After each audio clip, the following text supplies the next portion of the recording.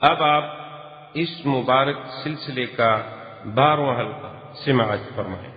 تو یہ بھی طعن ہے میرے آقا سیدنا ابو بکر رضی اللہ تعالی عنہ کے خلاف کہ بھئی آپ کو حضور پاک نے اپنی زندگی میں کہیں امیر بنا کے نہیں بھیجا، کہیں آپ کی ولایت نہیں بنائی، کہیں آپ کو کسی سریے کا سردار نہیں بنایا، کوئی امور جو ہے دین کے آپ کو تفویض نہیں فرمائے، تو وہ یکدم وفات رسول کے بعد اتنا بڑا مقام کہ حضور کے خلیفہ بن جائے۔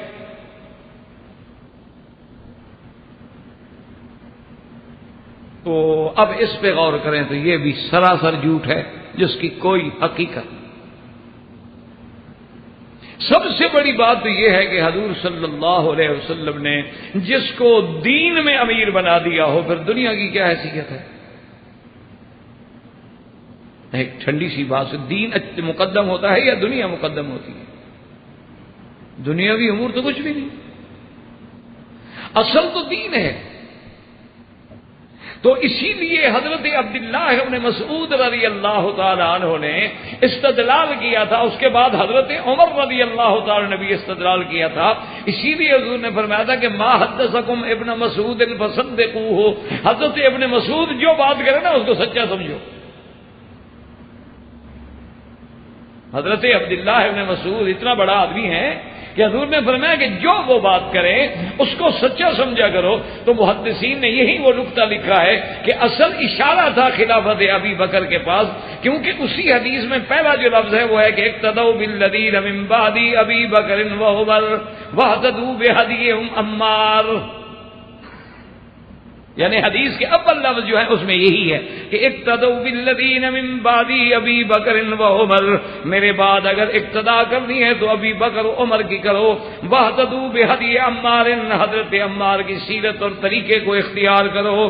اور اسی حدیث کے آخر میں ہے کہ ما حدثکم ابن ام عبد، ابن ام عبد سے مراد حضرت عبداللہ ابن مسعود رضی اللہ تعالیٰ عنہ فصدقوہ، اور جو بات عبداللہ ابن مسعود کریں حضرت عبداللہ ابن مسعود رضی اللہ تعالی عنہ کی بات کو سچا سمجھو، کیونکہ حضرت عبداللہ ابن مسعود نے یہی استدلال کیا تھا کہ من اختارہ رسول اللہ اماما لدیننا، اور ایک لفظ ہے من رضیہ لدیننا فاذن کیف لا نرضى فی دنیانا، جس کو اللہ کے نبی نے ہمارے دین کے لیے چن لیا، اپنے مصلی پہ کھڑا کر کے امام بنا دیا ہو، اس کو ہم اپنی دنیا کے معاملے میں امام کیسے نہ بنائیں؟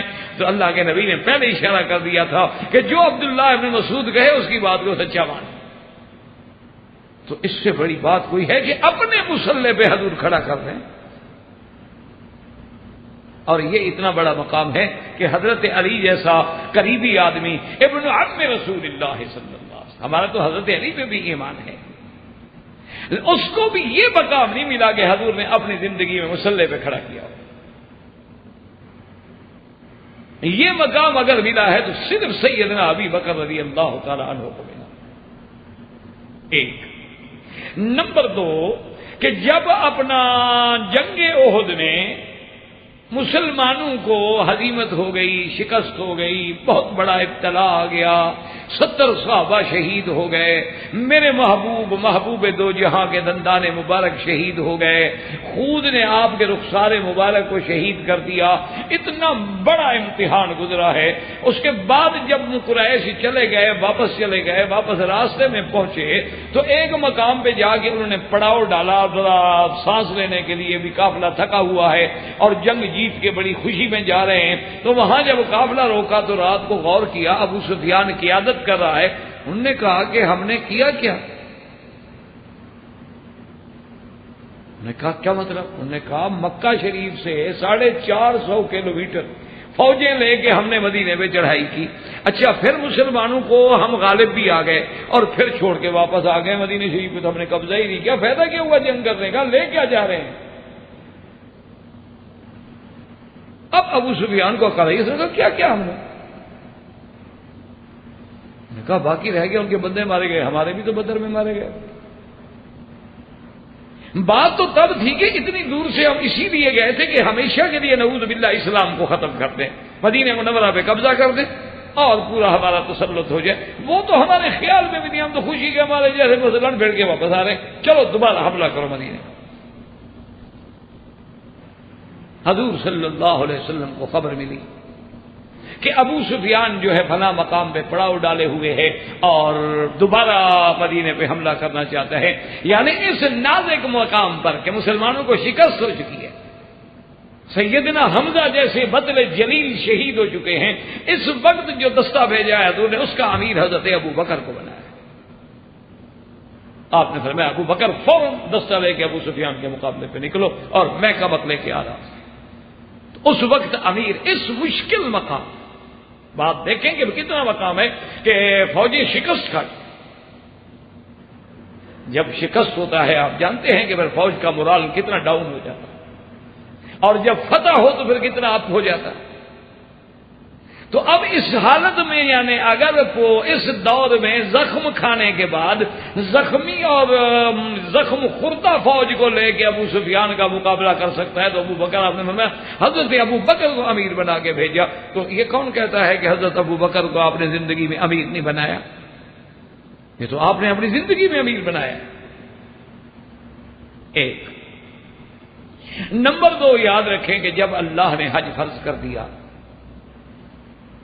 جب اللہ تبارک و تعالیٰ کے قرآن پاک میں فرضیت حج کے بارے میں احکام نازل ہو گئے، اور یہ سنہ 9 ہجری 9 ہجری میں، تو سب سے پہلے حضور صلی اللہ علیہ وسلم نے اپنی زندگی میں حج کا اگر امیر بنایا تو سیدنا ابو بکر کو بنایا۔ آپ نے فرمایا کہ ابو بکر تم امیر الحج ہو، تم صحابہ کا قافلہ لے کے حج پہ جاؤ اور حج کرو، اور اس کے بعد جو ہے سارے انتظامات مکمل کر لیں تاکہ اس کے بعد آنے والا سال جو ہے اس میں اللہ کے نبی حج کریں۔ اب رہی یہ بات کہ وہ یہاں سے استدلال پکڑتے ہیں کہ دیکھو جی چلو، وہ کہتے ہیں ہم مان لیں کہ حضرت علی حضرت ابو بکر بھی گئے تھے، لیکن اعلان برات تو علی نے کیا ہے، وہ تو ابو بکر نے نہیں کیا۔ اعلان برات عن المشرکین یعنی شرک سے مشرکین سے برات کا جو اعلان ہے تو وہ تو حضرت علی نے کیا ہے۔ تو بات سمجھیں، ہمارا تو ایمان ہے جیسے سیدنا صدیق کے ہم غلام، اسی طرح حضرت حیدر کرار کے ہم غلام، حضرت علی المرتضیٰ کے ہم غلام۔ اصل بات یہ ہے کہ جب ابو بکر روانہ ہو گئے تو بعض علماء فرماتے ہیں کہ یہ آیات برات اتری بعد میں ہیں۔ تو اب جب آیات ہی بعد میں اتری ہیں، وہ تو حکم ہی بعد میں آیا ہے۔ ایک دوسری بات یہ ہے کہ اس دور میں زمانہ جاہلیت میں یہ قاعدہ تھا کہ جب کوئی معاہدہ کرنا ہو بڑا تو بادشاہ خود کرے، اگر معاہدے کے توڑنے کا اعلان کرنا ہے تو بادشاہ خود کرے، یا پھر نائب وہ ہو جو اس کا رشتہ دار بھی ہو۔ اگر رشتہ دار نہ ہو تو اس کی نیابت نہیں مانتے تھے زمانہ جاہلیت میں لوگ۔ حضور صلی اللہ علیہ وسلم نے بعد میں یہ تأمل فرمایا، حضرت علی کو بلایا کہ تم چلے جاؤ، امیر حج تو ابو بکر ہی رہیں گے، لیکن اعلان برات تم کر دو مل کے ابو بکر کے ساتھ، تاکہ کل کو مشرکین مکہ یہ نہ کہہ سکیں کہ جی اتنا بڑا حکم تھا کہ مشرک پلید ہیں، مکے سے نکال دو، بلد الامین سے نکال دو، حرم سے نکال دو۔ یا تو حضور خود اعلان فرماتے یا حضور کا کوئی قریبی اعلان فرماتا۔ ابو بکر رضی اللہ تعالیٰ عنہ کا رشتہ تو یوں ہے کہ آپ نے بیٹی دی، ورنہ خاندانی نسب میں جو قرابت حضرت علی کو ہے وہ تو کسی کو حاصل نہیں۔ تو اب جناب وہ آیات برات کا حکم لے کر حضرت علی رضی اللہ تعالی عنہ روانہ ہوئے۔ ابھی راستے میں ہیں حضرت ابو بکر رضی اللہ تعالی عنہ کہ آپ کو اطلاع دی گئی کہ حضرت علی آ گئے۔ آپ نے فرمایا میرے خیمے میں لے آؤ۔ حضرت علی تشریف لے آئے تو سب سے پہلی بات ہی حضرت صدیق نے یہ پوچھی، کیونکہ حضرت صدیق حیران ہو گئے نا کہ 2 ذمہ دار آدمیوں کو بوقت حضور کیوں بھیجیں، پہلے مجھے بھیج دیا، اب حضرت علی کو بھی بھیج دیا۔ تو فوراً پہلا سوال یہی کیا کہ امیر اما امور، کہ حضرت علی کیا آپ کو اللہ کے نبی نے امیر بنا کے بھیجا ہے یا معمور بنا میرے تابع بنا کے بھیجا ہے، تاکہ اگر آپ امیر ہیں تو اہلاً و سہلاً میں آپ کے تابع رہوں۔ کوئی بات نہیں، جس کو اللہ کا نبی امیر بنا دے اہلاً و سہلاً۔ حضرت علی رضی اللہ تعالیٰ نے عرض کیا کہ مامور یا خلیفۃ رسول اللہ یا ابی بکر صدیق. انہوں نے کہا کہ نہیں، میں مامور ہوں، میں آپ کے تابع بن کے آیا ہوں، میں امیر بن کے نہیں آیا. اللہ کے نبی نے مجھے بھیجا ہے کہ میں اعلان کر دوں کہ اللہ یحج بعد العام مشرک و اللہ یطوف بالبیت عریان، کہ اس سال کے بعد خبردار کوئی مشرک حج نہیں کرے گا اور نہ کوئی کافر، کوئی بندہ اللہ کے گھر کا عریاں بغیر کپڑوں کے طواف کرے گا. یہ اعلان براز کرنا ہے، اور اس میں سارے اللہ نے احکام دیے ہیں کہ مطلقاً تو مشرکین کو 4 مہینے کی مہلت دے دو، لیکن وہ لوگ جن کے ساتھ تمہارا کوئی عہد ہے، معاہدہ ہے، تو جب تک معاہدے کی مدت ہے اس وقت تک وہ حرم میں رہ سکتے ہیں، اور اس کے بعد پھر ان کو بھی حرم سے نکال دیا جائے گا. اور جن کو 4 مہینے کی مہلت دی ہے فیضن سلخ الاشہر الحرم فاقتلوا المشرکین حیث وجدتموہم، اگر 4 مہینے کے بعد بھی وہ مشرک نہ نکلے تو پھر ان کے ساتھ قتال کرو. اور اس کے بعد فرمایا انما المشرکون نجس فلا یقربوا المسجد الحرام بعد عامہم ھذا، کہ صدیق میں تو یہ اعلان کرنے کے لیے آیا ہوں. حضرت ابو بکر نے فرمایا اہلا وسہلا، تو تمام کتابوں میں موجود ہے حضرت ابو بکر امیر رہے، حضرت علی مامور رہے، اور حضرت علی نے باقاعدہ مینا میں، عرفات میں، مزدلفہ میں، ہر جگہ سوق میں، مکے میں، حرم میں، ہر جگہ جا کے اعلان کیا اور برات کا اعلان کیا کہ مشرکین سے ہماری کلی برات ہے. اور یہ بھی اعلان کر دیا کہ اللہ یحج بعد العام مشرک، خبردار اب اس سال کے بعد کوئی مشرک حج نہیں کرے. وَأَلَّا يَطُوفَ بِالْبَيْتِ عُرْيَانٌ، اور خبردار ہو اب اللہ کے گھر کا کوئی عریاں طواف نہیں کرے. اچھا اب یہ دیکھیں کہ باقاعدہ حدیث میں موجود ہے کہ جب اعلان کرنے کے لیے نکلتے تو حضرت ابو بکر، حضرت علی اور حضرت ابی ہریرہ بھی ساتھ ہوتے تھے. اور کتابوں میں باقاعدہ روایات میں لکھا ہوا وضاحت کے ساتھ موجود ہے کہ جب حضرت علی رضی اللہ تعالی عنہ اعلان کرتے کرتے تھک جاتے تو اس کے بعد اعلان حضرت ابو بکر کرتے، اور اگر حضرت ابو بکر بھی تھک جاتے تو پھر حضرت ابو ہریرہ رضی اللہ تعالی عنہ اعلان کرتے. اس میں کیا جھگڑا ہے؟ تو حضور نے اپنی زندگی میں انہیں امیر بنایا. یہ کون کہتا ہے کہ آپ کو امیر نہیں بنایا؟ یعنی اپنے مسلح پہ بھی کھڑا کیا، اور حج میں بھی آپ کو امیر بنایا، اور ابو سفیان کے مقابلے پر جب آپ نے سریہ بھیجا اس میں بھی امیر بنایا، اور بنی عوف پہ جب حملے کے لیے بھیجا تو وہاں بھی حضرت ابو بکر رضی اللہ تعالیٰ عنہ کو امیر بنا کے بھیجا گیا. تو یہ اعتراض کرنا کہ حضور نے ان کو اپنی زندگی میں امیر نہیں بنایا، یہ تو بالکل ایک ایسا اعتراض ہے کہ جس کی کوئی حقیقت نہیں ہے، بلکہ یہ تو دنیا کی کسی انصاف پسند کتابوں میں دیکھ لے، یعنی سیرت صدیق میں تو ہر جگہ ہے کہ حضور صلی اللہ علیہ وسلم نے ایک مقام پہ نہیں بلکہ کئی مقام پہ امیر بنایا. یہ نہیں کہ آپ نے امیر نہیں بنایا، آپ تو بالکل کئی مقام پہ امیر بنا دیا.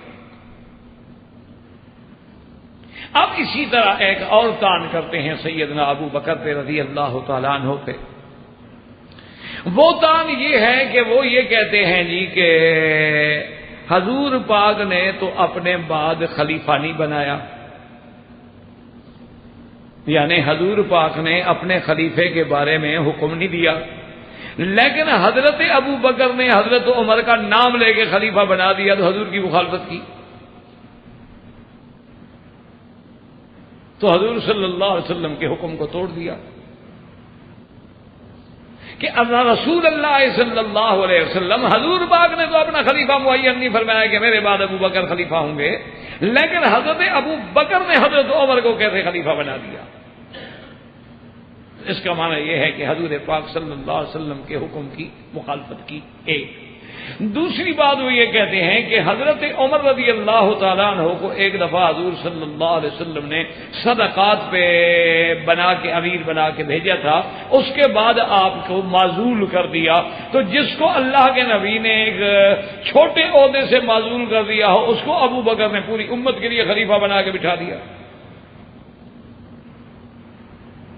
تو یہ بھی ان پہ اعتراض ہے جو سیدنا ابو بکر رضی اللہ تعالی عنہ کی شان میں کیا جاتا ہے. اچھا اب پہلی بات تو یہ سمجھو، ان سے پوچھو بھی نہ تم حضرت عمر کو مانتے ہو نہ حضرت ابو بکر کو، تمہارا کیا جھگڑا؟ تمہارا کیا جھگڑا ہے؟ تم تو دونوں کو نہیں مانتے ہو، تمہارے لیے تو بات ختم ہو گئی. تم کیوں اعتراض کر رہے ہو کہ آپ نے حضرت عمر کو خلیفہ بنایا، کیوں بنایا؟ تم تو دونوں کو نہیں مانتے. اور دوسری بات یہ ہے کہ کیا حضور صلی اللہ علیہ وسلم نے اگر حضرت ابو بکر کو یہ خلیفہ نہیں بنایا تو کیا یہ بھی حکم دیا کہ میرے بعد کوئی کسی کو خلیفہ نہ بنائے؟ پھر حضرت ابو بکر نے مخالفت کی. بات کو تو سمجھو کہ حضور نے روکا بھی. اور تیسری بات یہ ہے کہ خلیفہ نہ بنانا، چونکہ یہ اہل سنت والجماعت کا ہے کہ ہمارے ہاں خلافت منسوخ نہیں ہوتی کہ اللہ کا قرآن ہو یا حکم رسول ہو، بلکہ شورا مسلمین پہ ہوتی ہے. لیکن اشارات میں تو اللہ کے نبی نے اتنی بات واضح کر دی تھی کہ کوئی عقل کا اندھا نہ سمجھے تو نہ سمجھے، ورنہ ابو بکر کی خلافت ویسے نظر آ رہی جیسے سورج چمکتا ہے. کہ جب حضور کہتے ہیں کہ اقتدوا بالذین من بعدی ابی بکر و عمر، میرے بعد کسی اقتدا کرو، ابو بکر عمر کی اقتدا کرو. اور ایک بی بی آگے مسئلہ پوچھی اور کہے فإن آتک لم اجد کا یا رسول اللہ، میں آؤں اور آپ کو نہ پاؤں، فرمایا فاتح ابی بکر، ابو بکر کے پاس آؤ، میں اگر نہیں ہوں گا تو میرے بعد ابو بکر ہوگا. اسی طرح کتنا بڑا مسئلہ ہے کہ بنو مستلق نے اپنے صدقات بھیجنے کے لیے حضور کی خدمت میں وفد بھیجا اور کہا یا رسول اللہ اب تو ہم صدقات جمع کر کے آپ کو بھیج دیتے ہیں بیت المال کے لیے، لیکن اگر ہم آئیں اور آپ کی وفات ہو جائے اور آپ کو نہ پائیں تو پھر کس کو دیں؟ آپ نے فرمایا ابو بکر کو دو. یعنی اس سے بڑی کوئی دلیل ہے خلیفہ بنانے کی؟ بلکہ ایک تو روایت میں یہ بھی موجود ہے کہ حضور پاک نے فرمایا عائشہ اپنے بھائی کو بلاؤ، میں چاہتا ہوں کہ ابو بکر کے لیے کچھ لکھ دوں. لیکن اس کے بعد فرمایا اچھا نہ بلاؤ. یا اللہ والمؤمنون الا ابی بکر، اللہ کو بھی یہ پسند نہیں ہوگا اور مومنوں کو بھی پسند نہیں ہوگا کہ ابو بکر کے بجائے کوئی اور بنے، لہذا اللہ بھی یہی پسند فرمائیں گے، ایمان والے بھی یہی پسند فرمائیں گے. تو یہ تو دلیل ہے کہ حضور پاک نے آپ کو خلیفہ بنایا. کون کہتا ہے کہ نہیں بنایا؟ اور ایک دوسری بات یہ ہے کہ کیا حضرت عمر کو جب حضرت صدیق رضی اللہ تعالی عنہ نے خلیفہ بنا دیا تو ارباب حل و عقد مدینے میں رہنے والے صحابہ نے اس کو قبول کیا یا اعتراض کیا؟ اصل مسئلہ تو یہ ہے.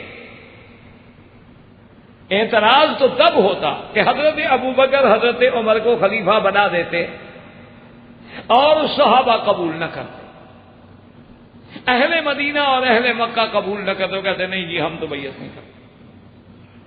اگر حضرت صدیق رضی اللہ تعالی عنہ نے آپ کو چن لیا ہے، خلیفہ بنا دیا ہے، اور پھر سارے صحابہ نے بھی اس پہ اجماع کر لیا ہے، اتفاق کر لیا ہے، اور مہاجرین و انصار نے آپ کی بیعت کر لی ہے، اور پھر حضرت عمر کے زمانے میں اسلام کو اتنی طاقت پہنچی ہے کہ آج تک بھی دشمن اعتراف کرتا ہے کہ اگر دنیا میں ایک اور عمر پیدا ہو جاتا تو اسلام جو ہے پوری کائنات پہ پھیل جاتا. تو پھر جب امت نے اس کو قبول کر لیا تو حضرت ابو بکر پہ کیا اعتراض رہا؟ اچھا اب دیکھو اس کے بعد حضرت عمر کی بات سنو تو سارا مسئلہ اور ساری حقیقتیں صاف ہو جائے گی اور تان بھی خود بخود ختم ہو جائے گا. جب حضرت عمر کا موت کا وقت آیا، حضرت عمر رضی اللہ تعالی عنہ کی جب وفات کا وقت قریب آیا اور آپ کو شہید کیا گیا اور آپ بالکل اس مقام پہ آ گئے کہ ابھی بچنے کی کوئی امید نہ رہی، اس دور میں جو جراح تھے ان کو بلایا گیا تو انہوں نے کچھ پینے کے لیے حضرت ابو بکر رضی اللہ تعالی کو دودھ یا کوئی چیز دی تو وہ فوراً باہر آ گیا. تو ان جراحوں نے جواب دے دیا کہ اب بچنے کی کوئی امید نہیں ہے اور ہمارے پاس اتنے بڑے وسائل نہیں ہیں کہ ہم اتنا بڑا آپریشن کر کے ابھی سلائی کر دیں گے. حضرت عمر کو بھی یقین ہو گیا. تو اب دیکھیں گے حضرت عمر نے کیا فرمایا. آپ نے سارے صحابہ جو بڑے بڑے اجلہ الصحابہ ان کو بلایا، کہا کہ بات سنو، اگر میں کسی کو خلیفہ نامزد نہ کروں، معین نہ کروں، تب بھی میں حق پہ ہوں کہ اللہ کے نبی نے بھی نام لے کے کسی کو حکم نہیں دیا. یعنی میں اگر کسی کو خلیفہ نامزد نہ کروں، صرف اشارے کر دوں جیسے حضور پاک نے اشارات فرمائے ہیں، تو پھر بھی میری اتباع ہوگی حضور کی کہ حضور نے بھی نامزد نہیں کیا. اور اگر میں کسی کو خلیفہ نامزد کر دوں پھر بھی میں حق پہ ہوں کہ حضرت صدیق نے مجھے نامزد کیا تھا. تو حضرت صدیق کی سنت بھی تو حضور کی سنت ہے. یعنی حضرت عمر کہہ رہے ہیں کہ اگر میں کہہ دوں کہ جی فلاں کو خلیفہ بناؤ تب بھی سنت ہوگی، اس لیے کہ حضرت ابو بکر نے بھی تو مجھے نامزد کر دیا تھا، اور اگر میں چھوڑ دوں تو تب بھی میں سنت پہ ہوں۔ کیوں؟ اسلام ہمیں پابند نہیں کرتا ہے کہ لازماً ہم حکم دے کے نص کے ساتھ کسی کو خلیفہ بنائیں، تو دونوں حالتیں جو ہیں وہ سنت کے مطابق ہیں۔ تو جب دونوں حالتیں سنت کے مطابق ہیں تو حضرت ابو بکر پہ کیا اعتراض ہے؟ اچھا، اس کے بعد آپ نے فرمایا کہ اچھا میں یہ کرتا ہوں کہ 6 آدمی کی شورا بنا دیتا ہوں، ایک کمیٹی بنا دیتا ہوں، اس میں میرا بیٹا بھی شامل ہوگا، لیکن یہ شرط ہے کہ میرا بیٹا رائے تو دے گا لیکن خلیفہ نہیں بنے گا۔ اس 6 آدمیوں کی کمیٹی نے پھر سارا انتظام سوچا، اور اللہ کی شان بھی یہی تھی اور اللہ کا فیصلہ بھی یہی تھا، اور تقدیر میں نمبر بھی اسی طرح لگے ہوئے تھے کہ عمر کے بعد عثمان نے آنا ہے، تو سب نے حضرت عثمان پہ اتفاق کر لیا۔ تو یہ اعتراض کرنا حضرت ابو بکر رضی اللہ تعالیٰ عنہ پر، یہ تو عجیب اعتراض ہے، یعنی جس کی کوئی حقیقت بھی نہ ہو، بلا وجہ تان کر رہا ہے سیدنا ابو بکر رضی اللہ تعالیٰ عنہ، جس کا کوئی حقیقت نہ ہو اور کوئی شرط نہ ہو۔ اور اس کے بعد جو انہوں نے اعتراض کیا ہے وہ اس سے بھی نعوذ باللہ کمزور ہے، لیکن بس لوگوں کے اذہان کو خراب کرنے کے لیے وہ اصحاب رسول پہ تان کرتے ہیں۔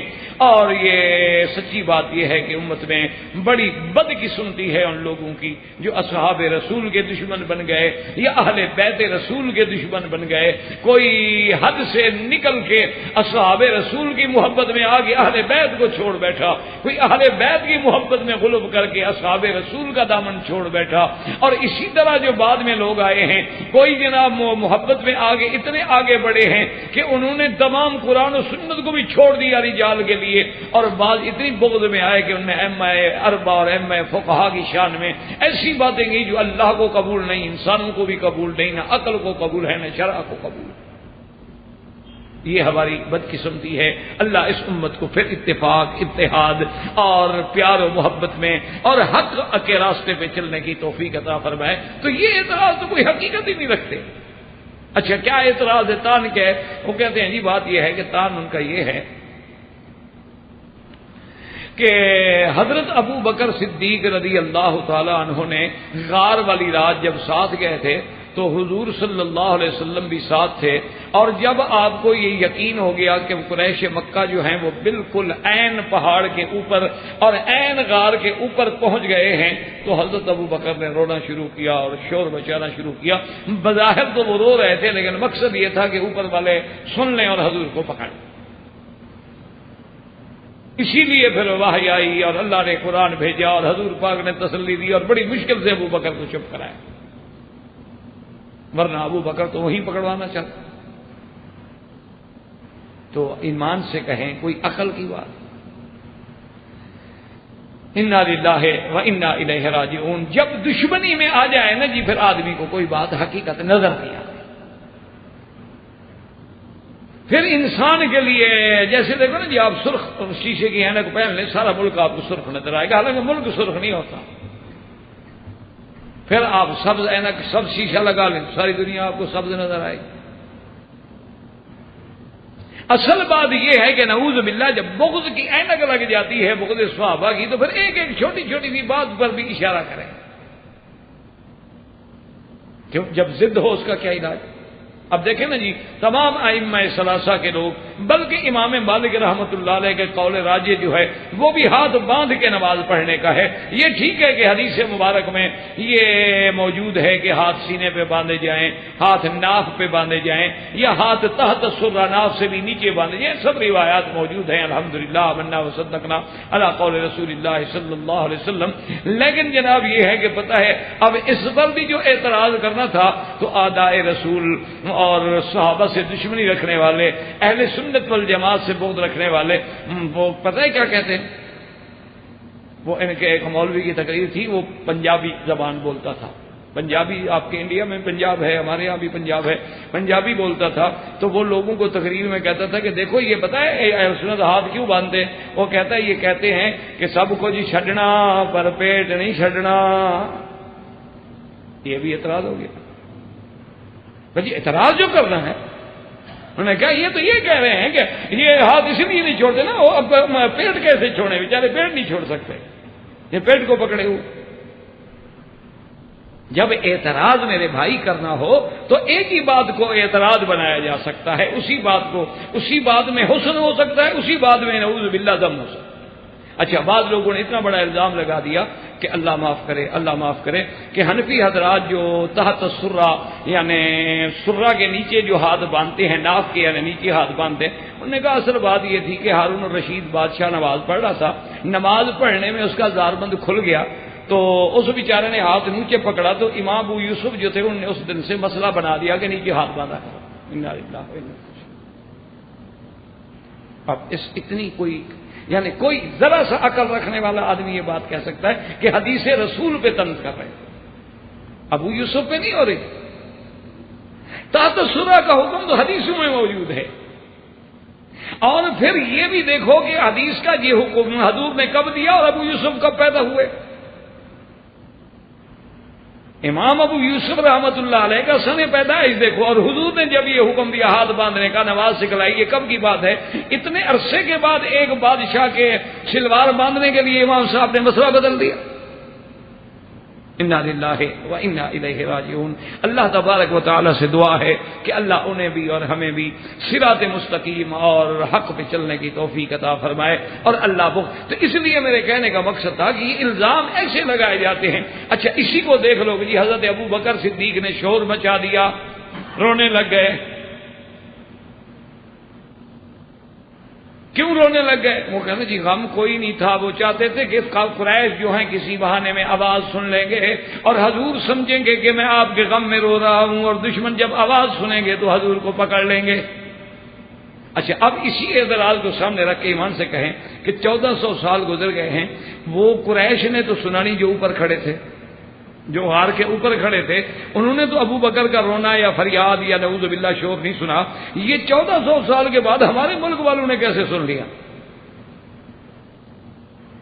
یہ تو بالکل وہی بات ہوئی کہ ایک دفعہ وائسرائے ہند جو تھے، اس وقت زمانے میں انگریز کا زمانہ تھا، اس کی حکومت تھی، تو اس نے جو گورنر بنا کے پنجاب میں صوبہ پنجاب کے لیے بھیجے گئے، تو وہ خدا کی شان ہے، اللہ کی مرضی، ایسی اتفاق ایسا ہوا کہ وہ جب لاہور میں اترے، اس زمانے میں ہوائی جہاز بہت کم ہوتے تھے، ریلوے زیادہ استعمال ہوتی تھی، ریلوے اسٹیشن پہ اترے تو وہ عین 10 محرم کا دن تھا، اور آگے جناب جلوس ہیں اور لوگ چاقو مار رہے ہیں اور مٹی ڈال رہے ہیں سر پہ، اور کالے کپڑے پہنے ہوئے ہیں اور سینے کو بھی کر رہے ہیں، اور جناب ماتم کی فضا بنی ہوئی ہے۔ اس نے جو دیکھا وہ سمجھا کہ یہ عوام مجھ سے ناراض ہیں اور کہتے ہیں کہ ہمیں یہ گورنر نہیں چاہیے، اس کو واپس بھیجو۔ اس نے وہ کھڑا ہو گیا، بیچارہ دنگ ہو گیا، انگریز اس پاگل، اس کو کیا پتا کیا بلا ہے ماتم کیا ہوتا ہے، وہ کھڑا ہو گیا۔ اس نے اپنے ADC سے کہا کہ یہ تمہارا لوگ کیا مانگتا، ہم کو نہ مانگتا۔ انہوں نے کہا جناب یہ مانگتا کا بات نہیں ہے، یہ ہمارا اپنا مسئلہ ہے۔ اس نے کہا وہ کیا مسئلہ ہے؟ اس نے کہا ان کا ہیرو ہے، بہت بڑا ہیرو، عظیم ہیرو گزرا ہے، وہ فوت ہو گئے، شہید ہو گئے، اس کے غم میں یہ ماتم کر رہے ہیں۔ اس نے کہا وہ کب شہید ہوا؟ کب؟ ابھی 2-4 روز کی بات ہے۔ انہوں نے کہا نہیں یار تم تو بالکل کودن ہو، بے وقوف، وہ حضرت حسین شہید ہوئے تھے کربلا میں، اور اس کے بعد جو ہے وہ عظیم ہیرو تھے، نواسہ رسول تھے، ان کی اتنی بڑی شان تھی، اور ان کے غم میں یہ ماتم کرتے ہیں اور اس کا ڈے مناتے ہیں۔ اس نے کہا اچھا، جتنے 1200 سال پہلے جو آدمی شہید ہو گیا، یہ قوم آج ان کو آج اطلاع ملی ہے، اتنا بہت ڈیلے ہو گئی بھائی۔ اور اس نے کہا بے وقوف، آج اطلاع نہیں ملی ہے، ان کو اطلاع بہت پہلے سے ہے، یہ ہر سال ایسا کرتے ہیں۔ تو اس نے کہا جو قوم اس قسم کی ہو نا، وہ پھر کبھی ترقی نہیں کر سکتی، جو اتنے عرصے کے بعد اپنے ہیرو کو رو رہے ہیں۔ یہ کیا مطلب ہے؟ انہوں نے کہا یہ کیسی قوم ہے کہ ان کو اطلاع بھی مل گئی اور ہر سال یہ روتے رہتے ہیں؟ بھائی تمہارے رونے کا جو ہمیں پتہ لگ گیا ہے، تو آخر حضرت ابو بکر صدیق کے رونے کا لوگ کیسے پتہ نہیں لگا قریش کو؟ اور دوسری بات یہ ہے کہ میں قربان جاؤں اپنے رب کریم پر، رب علیم و حکیم پر، کہ کتنا میرے اللہ کا علم محیط ہے، کہ اللہ نے قرآن میں پہلے ہی فرما دیا تھا اذ یقول لصاحبہ لا تحزن ان اللہ معنا۔ اللہ نے فرما دیا میرا مدنی اپنے ساتھی سے کہہ دو کہ غم نہ کرے، لا تحزن۔ لا تحزن کا معنی ہی یہ ہے کہ انہیں حضور کا غم تھا، اپنا کوئی خوف نہیں تھا، اپنا ڈر ہی نہیں تھا، ورنہ اللہ کہتے ہیں ان کو کہو لا تخف، مت ڈرو۔ اللہ نے فرمایا لا تحزن، غم نہ کرو۔ اور پھر حضور کہتے ہیں اللہ ہم دونوں کے ساتھ ہے، یعنی وہ نبی کو پکڑوا رہا ہے، اللہ کہتے ہیں حضور کہتے ہیں کہ اللہ ہم دونوں کے ساتھ ہے، نعوذ باللہ اللہ کو بھی پتہ نہیں، چلو حضور کو تو علم غیب نہیں تھا، لیکن اللہ تو علام الغیوب ہے، وہ تو جانتے ہیں نا کہ ابو بکر صدیق دل سے رو رہے ہیں یا دکھانے کے لیے رو رہے ہیں، اور حضور پھر اللہ کی جو معیت نصرت ہے وہ دونوں کے ساتھ۔ اس لیے یہ اعتراض اور تان جو ہے اس کی بھی کوئی حقیقت نہیں ہے۔ تو اللہ تبارک و تعالی ہمیں صراط مستقیم پہ چلنے کی توفیق دے، اور انشاءاللہ زندگی باقی تو بات باقی۔ وما علینا الا البلاغ وآخر دعوانا ان الحمد للہ رب العالمین۔ برادران اسلام، واجب الاحترام بزرگوں، دوستوں، بھائیوں، اللہ تبارک و تعالیٰ کے فضل و کرم سے خلفاء راشدین کی منقبت و عظمت، اصحاب رسول کی صداقت و حقانیت، مسئلہ خلافت،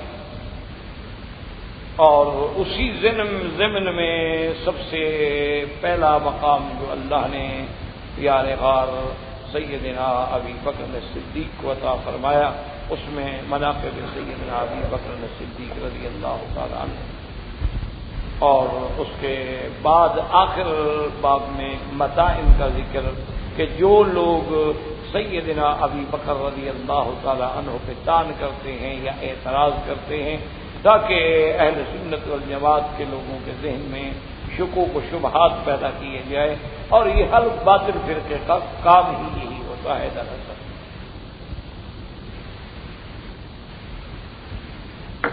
اور یہ فطرت انسانی ہے کہ جب اس کے دماغ میں کوئی شبہ ڈال دیا جائے تو پھر وہ پہلے والی عقیدت اور محبت قائم نہیں ہے۔ تو اسی لیے الحمدللہ اہل سنت والجماعت نے ان متائن کا بھی جواب دیا ہے، تو انشاءاللہ ہم بھی اسی ضمن میں کوشش کر رہے ہیں تاکہ جب مناقب اور خلفاء راشدین کی سیرت عامت الناس کے دماغ میں کانوں تک پہنچے تو ان پر جو اصحاب رسول اور خصوصاً خلفاء راشدین پر اعتراضات ہیں وہ بھی اور ان کے جوابات بھی، تاکہ شاید اللہ تبارک و تعالیٰ کسی کی ہدایت کا ذریعہ بنا دے۔ جہاں متائن ابی بکر رضی اللہ تعالی عنہ میں سب سے پہلے میں نے عرض کیا تھا سابقہ درس میں کہ مالک ابن نویرہ کے بارے میں، اور اسی ضمن میں ایک طعن سیدنا ابو بکر صدیق پہ یہ کیا جاتا ہے کہ انہوں نے اپنے بعد سیدنا عمر رضی اللہ تعالی عنہ کو خلیفہ نامزد کر دیا، اور باقاعدہ تحریر لکھ کے حکم دے دیا کہ میرے بعد جو خلیفہ ہے وہ حضرت عمر۔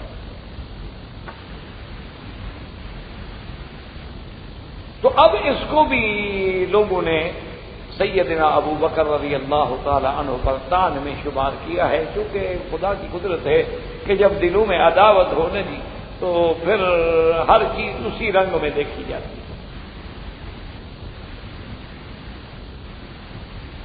تو اب اعتراض یہ ہے کہ سیدنا ابو بکر رضی اللہ تعالی عنہ نے حضرت عمر رضی اللہ تعالی عنہ کو خلیفہ نامزد کر دیا، حالانکہ حضور صلی اللہ علیہ وسلم نے کسی کو خلیفہ نامزد نہیں کیا تھا، تو حضرت ابو بکر کا یہ عمل جو ہے خلاف رسول ہے کہ جب حضور صلی اللہ علیہ وسلم نے خلافت کی تعیین میں نام نہیں دیا تو حضرت ابو بکر صدیق رضی اللہ تعالیٰ عنہ نے حضور کی مخالفت کرتے ہوئے ایک ایسا حکم جاری کیا جو حضور نے جاری نہیں کیا، اور وہ پھر حکم بھی تحریری جاری فرما دیا۔ تو معنی یہ ہے کہ یہ مخالفت رسول ہے، اور جو خلیفہ مخالفت رسول کا مرتکب ہو جائے وہ خلافت کے مقام کا حقدار کیسے ہو؟ تو یہ اعتراض ہے، اس کو سمجھ لیں۔ اللہ تبارک و تعالی ہمیں بھی اور انہیں بھی ہدایت کی توفیق عطا فرمائے۔ پہلی چیز تو یہ ہے کہ ایک بات دماغ میں رکھ لیں کہ اللہ کے نبی نے کسی کو خلیفہ متعین نہیں فرمایا، لیکن اشارات، کنایات، بظاہر جو احکامات، حضور صلی اللہ علیہ وسلم کا معاملہ جو ہے وہ تو صاف دلیل ہے اس بات پہ کہ آپ اپنے بعد ابی بکر، عمر، عثمان کو اسی طرح ترجیح دیتے تھے، یعنی حضور نے تعیین نہیں فرمائی۔ لیکن یہ تو تمام روایات میں موجود ہے نا کہ بنی المستلق والوں نے پوچھا کہ اگر آپ کے بعد یا رسول اللہ صلی اللہ علیہ وسلم آپ کی وفات کے بعد ہم نے اموال زکوٰۃ اور صدقات جمع کرانے ہوں تو کس کے پاس ہے؟ آپ نے فرمایا ابو بکر کے پاس۔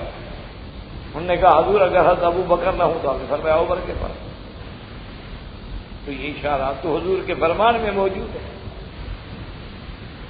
اسی طرح حضور صلی اللہ علیہ وسلم کے فرمان میں تو اتنی صراحت بھی موجود ہے کہ فاقتدوا بالذین من بعد ابی بکر و عمر،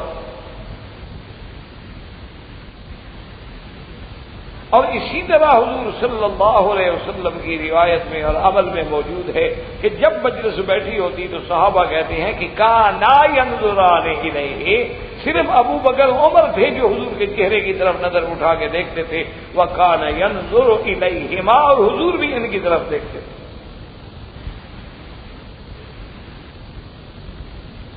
تو ہر معاملے میں حضور صلی اللہ علیہ وسلم نے اپنے بعد ابو بکر عمر کا ذکر کیا ہے، تو حضرت ابو بکر کا فیصلہ تو اسی روشنی میں ہے، انہی اشارات میں ہے، انہی کنایات میں ہے جو حضور صلی اللہ علیہ وسلم نے فرمائے ہیں۔ باقی زیادہ سے زیادہ اعتراض یہ ہو سکتا ہے کہ بندہ تو ٹھیک تھا لیکن نام نہیں لینا چاہیے تھا، تو حضور نے نام لینے سے منع بھی تو نہیں فرمایا۔ یعنی اگر حضور صلی اللہ علیہ وسلم نے یہ فرما دیا ہوتا بھی خلافت کے معاملے میں کسی کو کسی کا نامزد کرنے کا اختیار نہیں ہے، اور پھر حضرت ابو بکر صدیق کرتے تو مخالفت ہوتی۔ یعنی حضور نے یہ حکم بھی تو نہیں فرمایا۔ تو اس لیے ایسی باتوں کو اعتراض کرنا اور اگر نامزد کرنا اتنا بڑا جرم ہے کہ ابو بکر کی خلافت پہ اعتراض ہے، تو حضرت علی رضی اللہ تعالی عنہ نے تو خود حضرت امام حسن کو نامزد کیا ہے۔ حضرت علی رضی اللہ تعالی عنہ نے اپنے بعد جو خلافت ہے اس کے لیے حضرت امام حسن کو نامزد کیا ہے، تو اگر حضرت علی کی خلافت کو نقصان نہیں پہنچا نامزد کرنے سے، تو ابو بکر کی خلافت کو نقصان کیوں پہنچتا ہے؟ تو اس لیے یہ اعتراض بھی ایک ایسا محض اعتراض ہے کہ لوگوں کے دماغ میں کوئی نہ کوئی بات تو ڈالی جائے، ورنہ اس کی کوئی حقیقت نہیں۔ اسی طرح ایک اعتراض سیدنا ابو بکر رضی اللہ تعالی عنہ پر یہ کیا جاتا ہے کہ آپ نے فرمایا تھا کہ الا ان الشیطان یعترینی فإن استقمت فأعینونی وَإِن زُغْتُ فَقَوِّمُونِی۔ وہ کہتے ہیں کہ حضرت صدیق نے فرمایا کہ شیطان میرے پیچھے لگا ہوا ہے، اگر میں سیدھے رستے پہ رہوں تو میری اطاعت کرنا، اور اگر میں ٹیڑھا ہو جاؤں تو مجھے سیدھا کر دینا۔ تو کہتے ہیں کہ شیطان جس کے پیچھے لگا ہو اور وہ خود اپنی زبان سے اعتراف فرما رہے ہوں کہ شیطان میرے پیچھے لگا ہوا ہے، تو وہ آدمی خلیفہ رسول کیسے بن سکتا ہے؟ خلافت تو بہت بڑا مقام ہے۔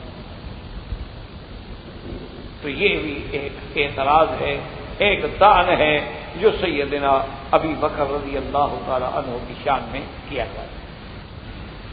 پہلی بات تو یہ ہے کہ یہ الفاظ جو انہوں نے نقل کیے ہیں اہل سنت کی کتابوں میں موجود ہی نہیں، تو جب ہماری کتابوں میں یہ بات ہے نہیں تو ہم جواب دینے کی بھی پابند نہیں۔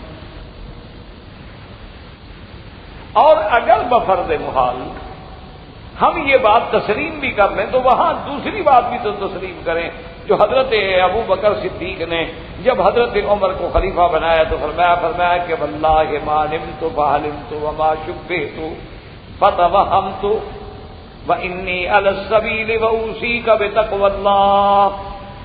حضرت صدیق نے فرمایا کہ عمر اللہ کی قسم ہے مجھے کبھی ایسا نہیں ہوا کہ میں سو جاؤں اور کوئی غلط خواب یا پریشان قسم کے خواب دیکھوں یا کسی شبوں میں پڑ جاؤں اور پھر وہم کا شکار ہو جاؤں، نہیں، بلکہ میں سیدھے راستے پہ ہوں، انی علی السبیل، میں تو بالکل صراط مستقیم۔ اور تمہیں بھی یہی نصیحت کرتا ہوں کہ اللہ کا ڈر اختیار کرنا، مقام تقوی اختیار کرنا۔ تو اگر ایک بات کو لے رہے ہو تو پھر اس بات کو بھی لے لو۔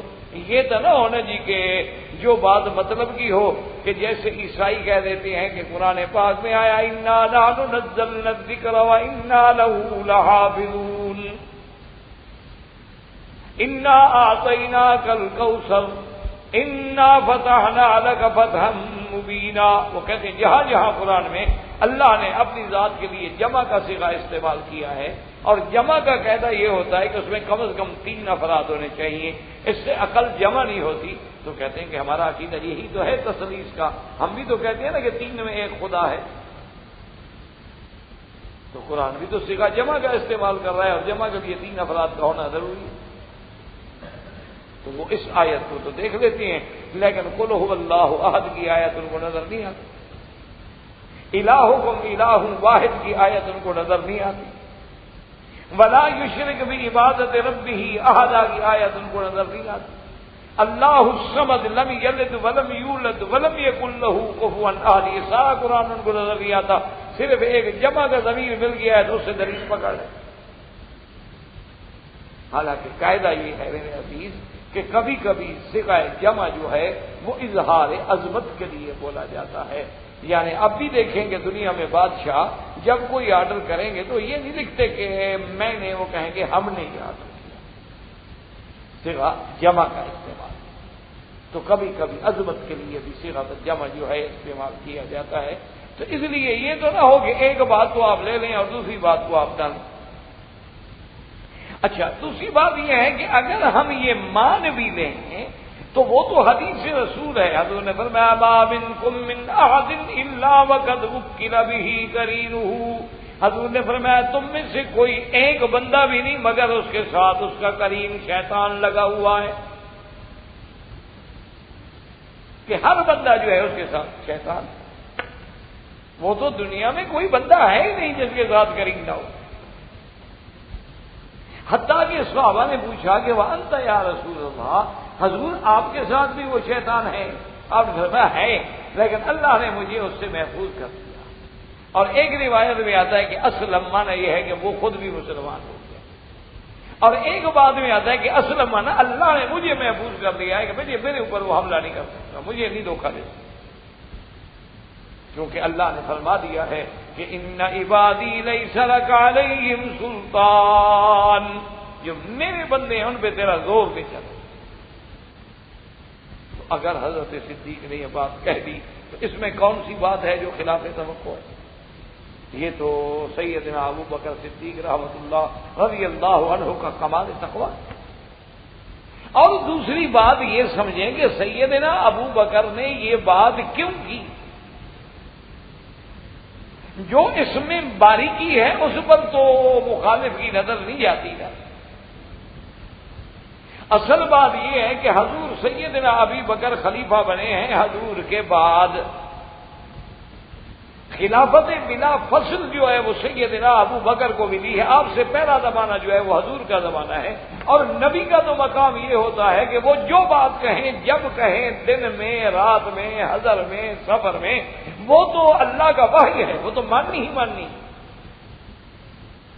کیونکہ اللہ کے نبی تو معصوم ہے، پاک،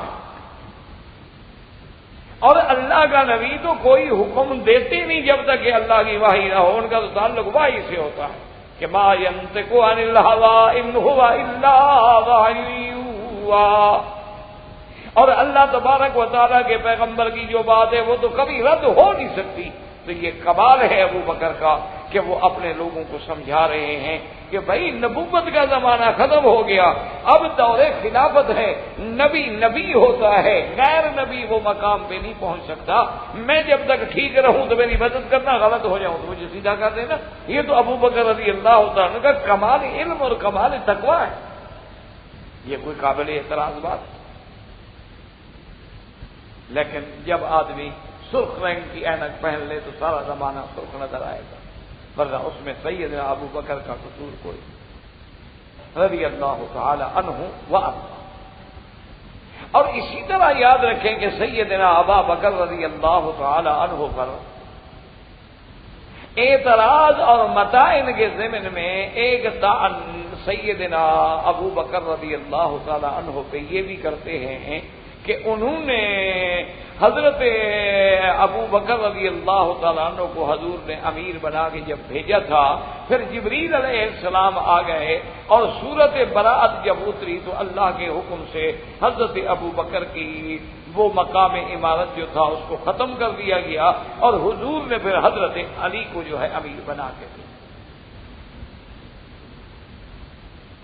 تو اب وہ استدلال یہ کرتے ہیں، وہ کہتے ہیں کہ جی ابو بکر کی عمارت تو حضور نے خود ختم کر دی اور ابو بکر کے ہوتے ہوئے حضور نے حضرت علی کو بنا دیا، تو جب زندگی میں حضور نے حضرت علی کو حضرت ابو بکر کی عمارت ختم کر کے امیر بنا دیا ہو تو آپ نے کیسے ابو بکر کو امیر بنا دیا اور حضرت علی رہ گئے؟ تو ایک طعن جو ہے وہ سیدنا ابو بکر صدیق رضی اللہ تعالی عنہ کی ذات میں یہ بھی کیا جاتا ہے کہ بھی جب حضور صلی اللہ علیہ وسلم نے آپ کو بھیجا اور سورت برات نازل ہو گئی، اللہ کے جبریل آئے قرآن کی آیات لے کر، تو جب سورت برات کی یہ آیات نازل ہوئی ہیں تو حضور پاک نے حضرت علی رضی اللہ تعالیٰ عنہ کو بھیجا، تو جب حضرت علی کو امیر بنا کے بھیج دیا گیا تو حضرت ابو بکر کی عبادت ختم ہو گئی۔ تو جب حضور اپنی زندگی میں کسی کی عبادت کو ختم کر دیں تو اسی کو خلیفہ بلا فضل بنا رہے۔ تو در حقیقت یہ بھی ایک جھوٹ ہے اور یہ بھی ایک افترا ہے اور بہتان ہے، اور جس کی کوئی حقیقت کیا ہے وہ یہ ہے کہ سرکار دو عالم سیدنا محمد مصطفیٰ صلی اللہ علیہ وسلم حج فرض ہونے کے بعد، یعنی جب اللہ نے آیت فرضیت حج قرآن میں نازل فرمائی تو پہلے سال حضور حج کرنے کے لیے تشریف نہیں لے گئے، آپ نے امیر الحج بنایا حضرت ابو بکر۔ آپ نے فرمایا کہ ابو بکر تم امیر حج ہو اور تم ہی قافلہ لے کر صحابہ کا حج کے لیے جاؤ۔ حضرت ابو بکر امیر بن کے قافلہ لے کے چلے۔ آپ کے جانے کے بعد آیات برات نازل ہوئی جو سورت توبہ میں ہے، جس میں ایک حکم یہ بھی آ گیا کہ یا ایھا الذین آمنوا انما المشرکون نجس فلا یقربوا المسجد الحرام بعد عامهم ھذا۔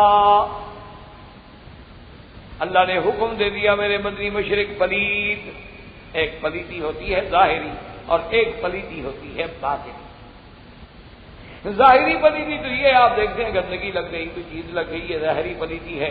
پھر بعض نجاسات خفیفہ ہیں اور بعض نجاسات غلیظہ ہیں، اور ایک پلیتی اندر کی ہوتی ہے کہ بظاہر تو ٹھیک ٹھاک ہے لیکن اندر شرک ہے، اندر بدعت ہے، اندر احداث ہے، اندر احوا ہے۔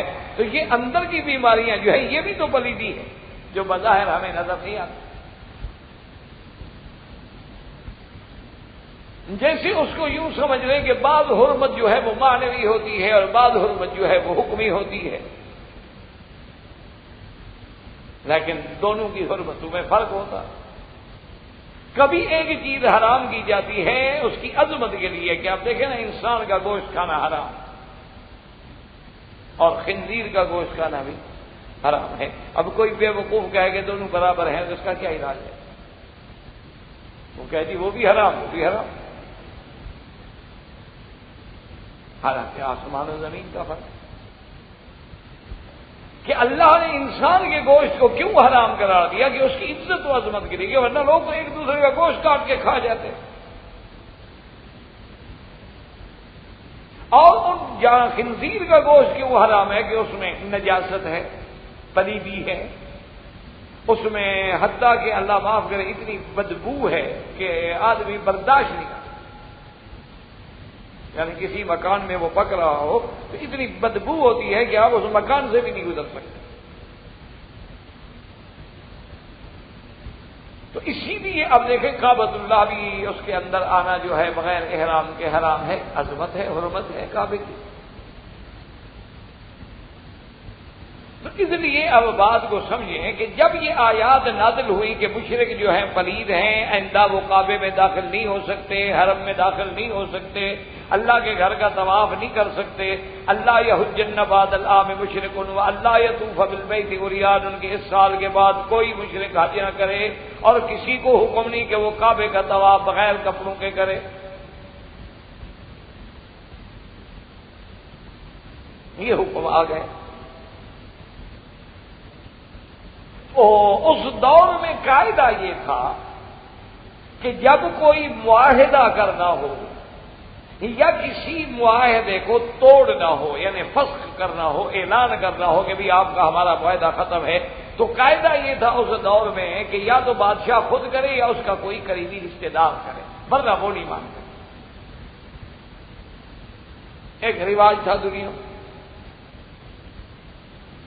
تو اللہ تبارک و تعالیٰ کے نبی نے جب یہ آیات اتری تو حضرت علی رضی اللہ تعالیٰ عنہ کو فرمایا کہ یہ آیات لے کر جاؤ اور تم حضرت ابو بکر صدیق کے ساتھ رہو، اور مکے میں، مینا میں، عرفات میں، مزدلفہ میں، اسواق میں، بازاروں میں، ہر جگہ یہ اعلان کرنا ہے کہ اللہ یطوف بادل اللہ یحج بعد العام مشرک و اللہ یطوف بالبیت عریان، کہ مشرکین کا داخلہ اب حرم سے ہمیشہ کے لیے ختم۔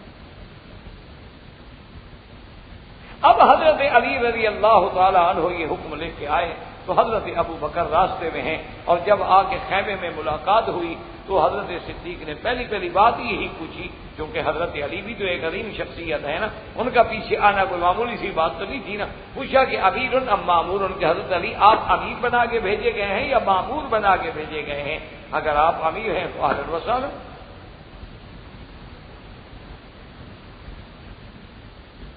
حضرت علی رضی اللہ تعالیٰ عنہ نے فرمایا کہ یا ابا بکر انا مامور، میں امیر بنا کے نہیں بھیجا گیا، میں مامور ہوں، امیر آپ ہیں، میں آپ کے تابع ہوں۔ مجھے تو حضور صلی اللہ علیہ وسلم نے یہ آیات برات دے کے بھیجا ہے، یہ اعلان میں نے کرنا ہے، باقی امور حج جو ہے وہ تو آپ کے سپرد ہے۔ تو اب حضور پاک نے تو ان کو مامور نہیں یعنی ہٹایا ہی نہیں ہے، معذور ہی نہیں فرمایا ہے، تو پھر اعتراض کس بات کا؟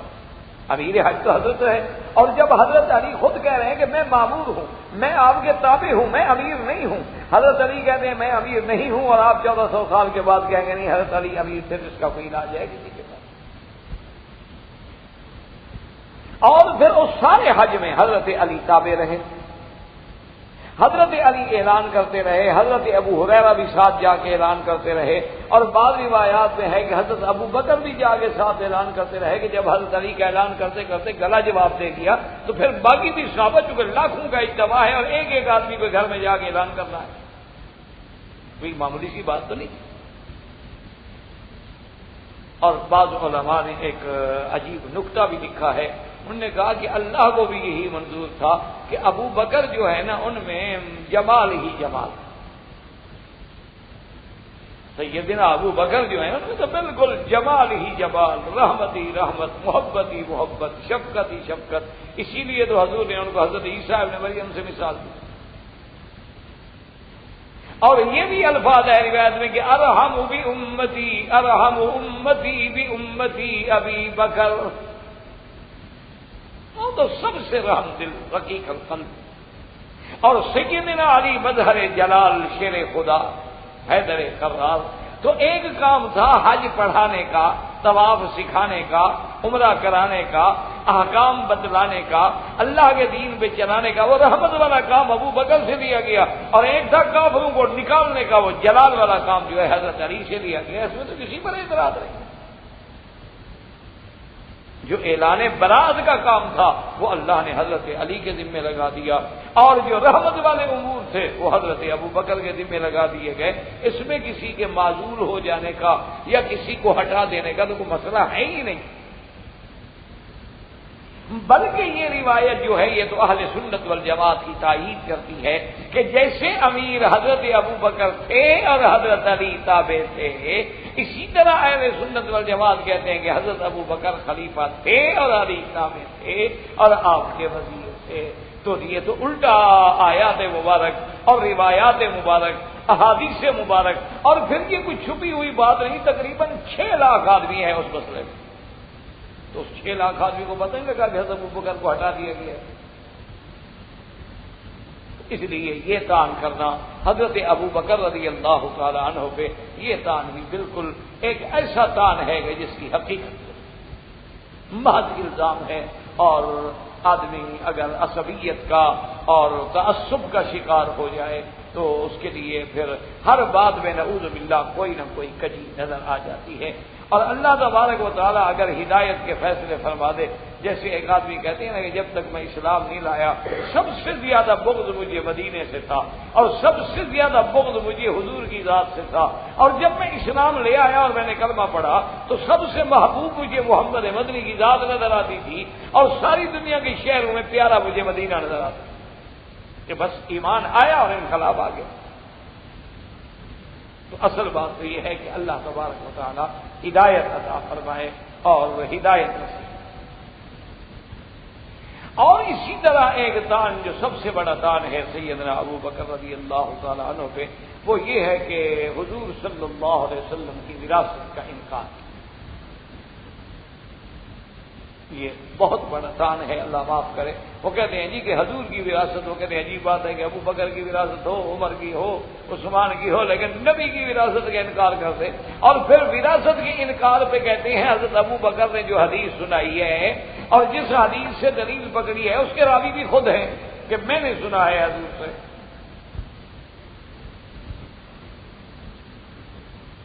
تو یہ بھی ایک بہت بڑا اعتراض ہے جو شان ابو بکر رضی اللہ تعالی عنہ پہ کیا جاتا ہے کہ دیکھو جی حضرت ابو بکر نے ایک تو یعنی میراث رسول کا انکار کر دیا کہ حضور کا میراث کوئی، اور دوسری بات یہ ہے کہ قرآن کی مخالفت کی۔ قرآن کہتا ہے یوصیکم اللہ فی اولادکم للذکر مثل حظ الانثیین۔ اللہ قرآن میں دو حصے ہیں، لڑکی کا ایک حصہ ہے جو سب کے لیے ہے، کسی ایک کے لیے تو نہیں ہے، تو پوری تو اللہ کی ساری مخلوق کے لیے ہے، تمام ایمان والوں کے۔ اور اسی طرح قرآن کہتا ہے وَوَرِثَ سُلَيْمَانُ داؤد، حضرت سلیمان حضرت داؤد پیغمبر کے وارث بنے۔ اور اسی طرح پیغمبر نے دعا مانگی حبلی من لدنک ولیا یرثنی ویرث من آل یعقوب۔ حضرت زکریا علیہ السلام نے دعا مانگی کہ یا اللہ مجھے اپنا اولاد عطا فرما جو میرا وارث بنے اور آل یعقوب کا وارث بنے۔ وہ کہتے ہیں جب قرآن میں میراث موجود ہے کہ داؤد سلیمان علیہ السلام داؤد کے وارث ہیں، اور حضرت زکریا خود دعا مانگ رہے ہیں کہ میرا اور آل یعقوب کا وارث پیدا ہو، اور اللہ کا قرآن بھی حکم دے رہا ہے کہ یوصیکم اللہ فی اولادکم للذکر مثل حظ الانثیین۔ قرآن میں باقاعدہ آیت الموارث موجود ہے، اور حضرت عمر نے کہہ دیا کہ نہیں، اللہ کے نبی کا کوئی میراث نہیں۔ اور میراث نہ ہونے پر جو حدیث پیش کی کہ حضور صلی اللہ علیہ وسلم نے فرمایا کہ نحن معاشر الانبیاء، ہم جتنے نبی ہیں، لا نورث دینارا ولا درہما، ہم کوئی دینار درہم کے وارث نہیں ہوتے، میراث نہیں چھوڑتے ہیں۔ انما ترکناہ فہو صدقۃ، جو ہم نے چھوڑا ہے وہ اللہ کے راستے میں صدقہ ہے، خیرات ہے۔ وہ کہتے ہیں کہ حضرت صدیق فرماتے ہیں یہ حدیث میں نے خود سنی ہے، تو بس آپ نے سنی ہے اور کسی صحابی نے تو سنی نہیں، تو اپنی اس روایت پر عمل کرتے ہوئے اس کو دلیل بنا لیا، اور قرآن کی بھی مخالفت کر دی اور حضور کے میراث کو بھی ختم کر دیا۔ اور بی بی فاطمہ الزہرا بکر تم اپنے باپ کے وارث بنو، لیکن افسوس ہے کہ میں نبی محمد مصطفیٰ کی وارث نہ بنوں۔ تو یہ بھی ایک بہت بڑا تان ہے جو سیدنا ابی بکر رضی اللہ تعالی عنہ کی شان پہ کیا جاتا ہے۔ سب سے پہلی بات تو یہ سمجھے میرے عزیز کہ یہ کہنا کہ یہ روایت صرف سیدنا ابو بکر نے سنی ہے اور کسی صحابی نے نہیں سنی، اور اپنی سنی ہوئی بات پہ انہوں نے عمل کر لیا ہے، یہ بالکل غلط ہے۔ بلکہ اس حدیث کے راوی صرف حضرت ابو بکر نہیں، حذیفہ بن الیمان ہیں، حضرت ابو الدرداء ہیں، حضرت ابی ہریرہ ہیں، اور خود حضرت علی ہیں، حضرت عباس ہیں، حضرت عثمان ہیں، عبد الرحمن ابن عوف ہیں، اور سعد ابن وقاص، یہ تمام صحابی اس حدیث کے راوی۔ تو پھر اکیلے ابو بکر کیسے راوی رہے؟ یعنی آپ اندازہ کریں جس حدیث کا راوی خود حضرت علی ہو، اس کے بعد اعتراض کرنا جو ہے اس سے بڑی کوئی جہالت ہے۔ اچھا پھر چلو ہماری بات بھی اگر آپ نہ مانیں تو شیعہ حضرات کی ایک بہت بڑی معتبر کتاب ہے جس کا نام ہے کافی، اور اس پہ ایک ان کے امام کی طرف سے یعنی گویا کہ مہر لگ گئی ہے کہ ہادہ کافر لشیعتنا، کہ ہمارے جو جماعت ہے ان کے لیے ہماری یہ کتاب کافی ہے، کافی ہے۔ اور اسی طرح کلینی ہے، یہ بڑی کتابیں ہیں، جیسے ہمارے یہاں سیاستہ ہے ان کی یہ بڑی کتابیں ہیں، یہ کوئی عام رسائل نہیں۔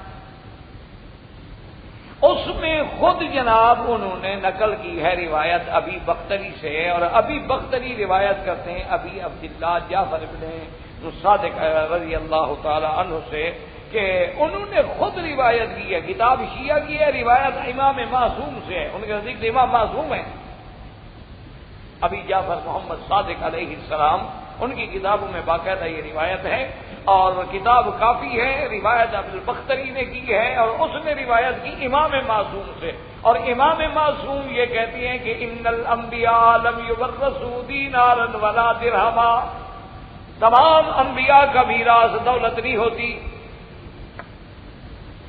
نہ دینار ولا درہم، انہم یرثون الاحادیث من احادیثہم، بلکہ وہ لوگ انبیاء کے علم میں سے وراثت حاصل کرتے ہیں۔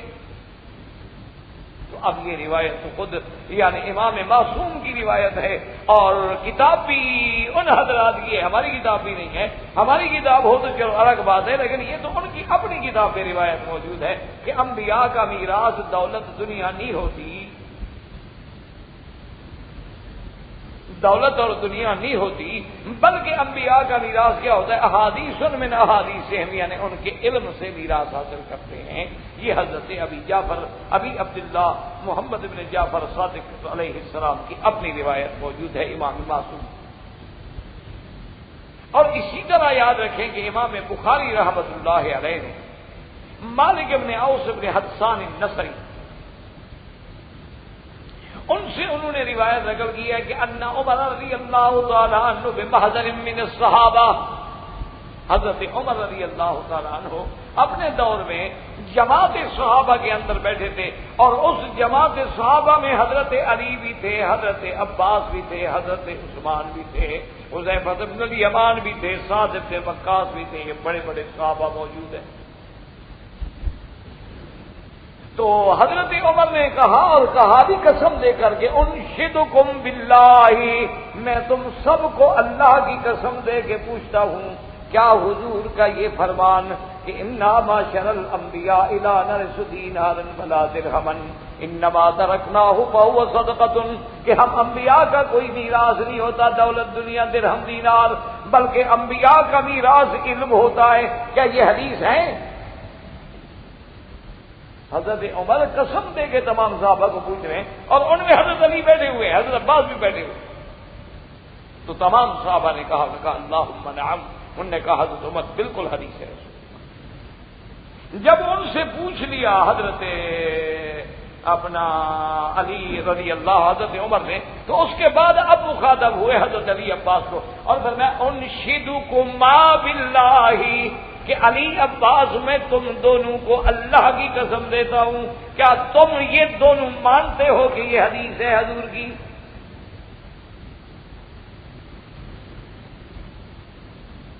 کہ حضور پاک کی یہ حدیث مبارک ہے کہ انبیاء علیہ السلام کا میراث جو ہے وہ دینار و درہم نہیں ہوتا بلکہ علم ہوتا ہے، کیا حضرت علی عباس تم مانتے ہو؟ انہوں نے کہا قالا نعم، انہوں نے کہا کہ بالکل ہم مانتے ہیں، بالکل یہ حدیث ہے۔ تو اب ایمانداری سے خود فرمائیں کہ جس حدیث کے راوی اتنے بڑے بڑے صحابہ ہوں، اور سب سے بڑی بات ہے کہ خود حضرت علی عباس ہوں، تو پھر حضرت ابو بکر پہ اعتراض کرنے کا کسی کو حق ہے؟ اور دوسری ایک بات یاد رکھیں کہ تمام جو بڑے بڑے لوگ ہیں، چاہے وہ اہل سنت والجماعت سے ہیں یا چاہے وہ اہل تشیع سے ہیں، یہ بات وہ بھی تسلیم کرتے ہیں۔ وہ کہتے ہیں کہ حدیث متواتر یا غیر متواتر کی تقسیم جو ہے یہ ان لوگوں کے لیے ہے جنہوں نے حضور پاک کی زیارت نہیں کی اور حضور سے خود بات نہیں سنی، یعنی یہ دونوں کے بڑے بڑے علماء جو ہیں وہ یہ بات تسلیم کرتے ہیں کہ بھی حدیث متواتر ہے یا غیر متواتر ہے، وہ کہتے ہیں یہ تقسیم تو ان لوگوں کے لیے ہے جن کو حضور صلی اللہ علیہ وسلم کی زیارت نصیب نہیں ہوئی اور جنہوں نے خود حضور سے بات نہیں سنی. لیکن اگر کسی راوی نے حدیث حضور سے خود سن لی ہے تو وہ تو قطعی ہے، اس کا علم تو یقینی ہے کہ اس نے تو خود کانوں سے سنی ہے اور حضور پاک کو دیکھ کے سنی ہے. اگر صرف اسی بات کو بھی حجت رکھا جائے تو حضرت ابو بکر نے تو حدیث خود سنی. تو جب حضور صلی اللہ علیہ وسلم کی حدیث پر حضرت ابو بکر عمل کریں تو ان پر اعتراض کرنے کا کیا معنی کہ جی حضور کا میراث نہیں دیا. اور دوسری بات یاد رکھیں کہ بعض شیعہ حضرات ہمارے اہل سنت والجماعت کے لوگوں کو ایک اور دھوکہ بھی دیتے ہیں، اللہ ہدایت دے. وہ کہتے ہیں کہ دیکھو جی اگر حضور کا میراث ہی تھا تو پھر حضور کی تلوار، حضور کی ذرا اور حضور کی دلدل جو ہے وہ حضرت علی کو کیوں دی گئی؟ اور یہ کہتے ہیں کتاب اہل سنت میں بھی موجود ہے کہ یہ چیزیں حضرت علی کو دی گئی. وہ کہتے ہیں کہ جب حضور کا میراث تو تھا نہیں تو پھر یہ چیزیں جو ہے حضور پاک کی تلوار ہے اور حضور پاک کی ذرا ہے اور اس کے بعد حضور کی سواری ہے، دلدل ہے، خچر ہے آپ کا، وہ سواری ہے، یہ سب حضرت علی کو دی گئی ہیں. تو جب میراث نہیں تھا تو یہ کیوں دی گئی؟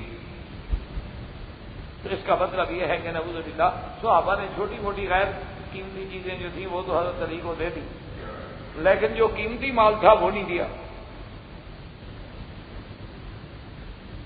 اور اگر آپ ٹھنڈے دل سے سوچیں ایک منٹ کے لیے، یہی روایت ہم مان لیں، ان چیزوں کا حضرت علی کو دینا جو ہے یہی تو دلیل ہے کہ حضور کا میراث نہیں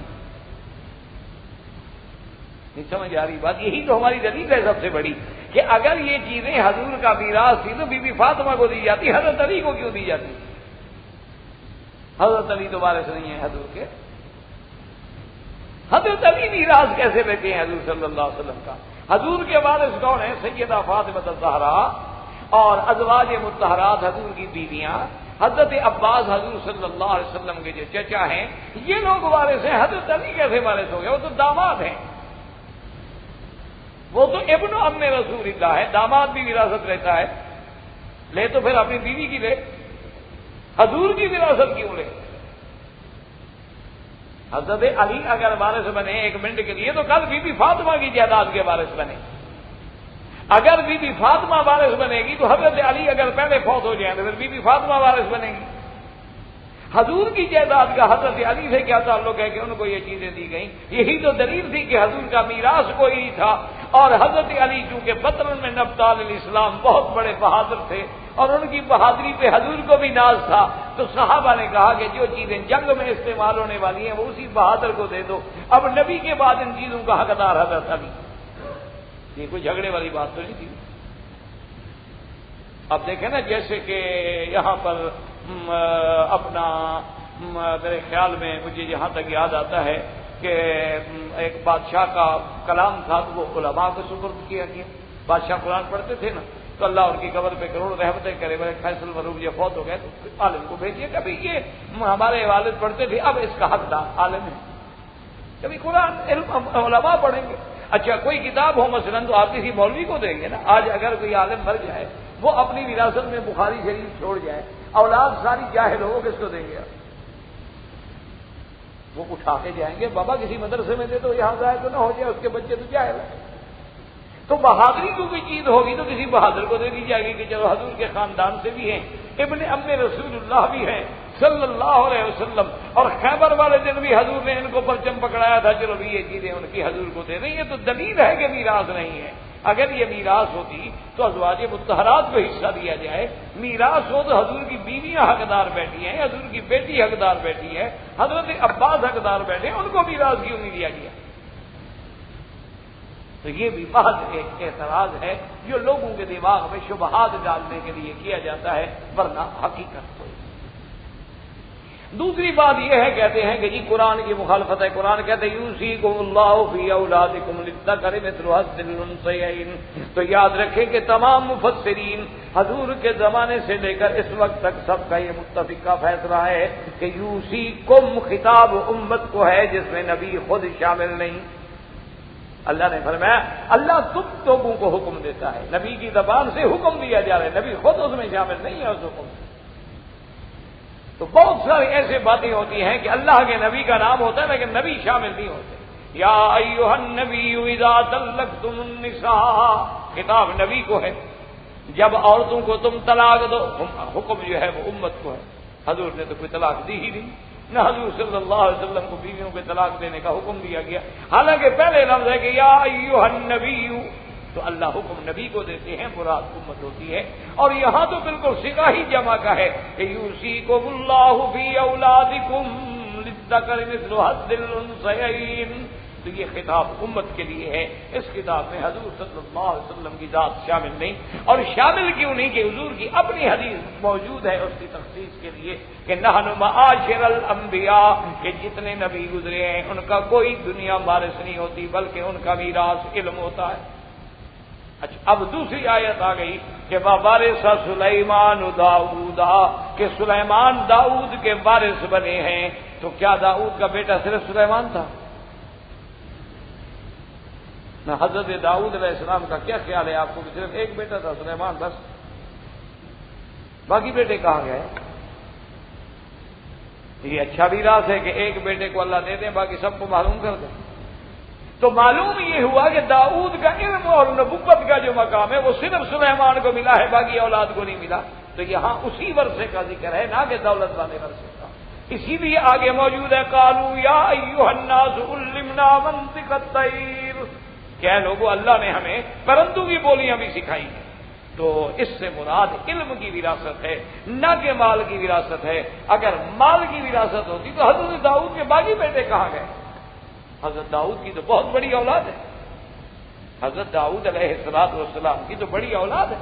آپ کی تو بے انتہا بیویاں ہیں. تو باقی اولاد کہاں گئی؟ بیویاں کہاں گئی حضرت داؤد کی؟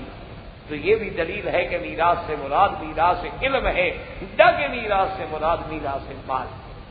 اچھا، اسی طرح دعا جو ہے حضرت زکریا علیہ السلام کی کہ یارثنی و یارث من آل یعقوب. اب حضرت یعقوب اور حضرت زکریا کے درمیان 1000 سال کا فاصلہ ہے اور کروڑوں مخلوق ہے، وہ سب وارث ہیں. آل یعقوب ساری وارث ہے. صاف ظاہر ہے کہ مراد اللہ سے دعا مانگ رہے ہیں کہ میرا مولا مجھے اولاد عطا فرما جو کل میرے علم کی وارث بنے، تاکہ اس علم کو باقی رکھ سکے اور دنیا کی ہدایت کا کام کر سکے. یہ معنی نہیں کہ میری جائیداد کی وارث بنے اور پھر حضرت کی جائیداد پورے آل یعقوب یعنی بنی اسرائیل پہ آپ تقسیم کریں گے لاکھوں میں. تو صاف ظاہر ہے کہ یہ آیات جو ہیں یہ بھی دلالت کرتی ہیں کہ اس کا تعلق بھی میراث سے نہیں. اچھا، اسی دان میں ایک اور دان کرتے ہیں، کہتے ہیں اچھا جی خیر یہ تو ثابت ہو گیا کہ میراث سے نہیں ہے، لیکن حضرت ابو بکر نے حضرت بی بی فاطمہ الزہرا کو فدق تو نہیں دیا نا. اور فدق جو تھا وہ تو حضور صلی اللہ علیہ وسلم نے بی بی فاطمہ کو دیا تھا اور حضرت پاک نے نہیں دیا.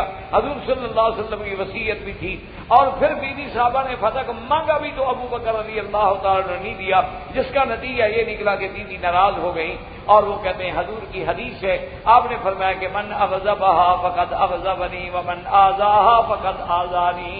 جس نے بی بی فاطمہ کو رنج پہنچایا اس نے محمد مصطفیٰ کو رنج پہنچایا، اور جس نے بی بی کو ناراض کیا اس نے اللہ کے نبی محمد مصطفیٰ کو ناراض کیا.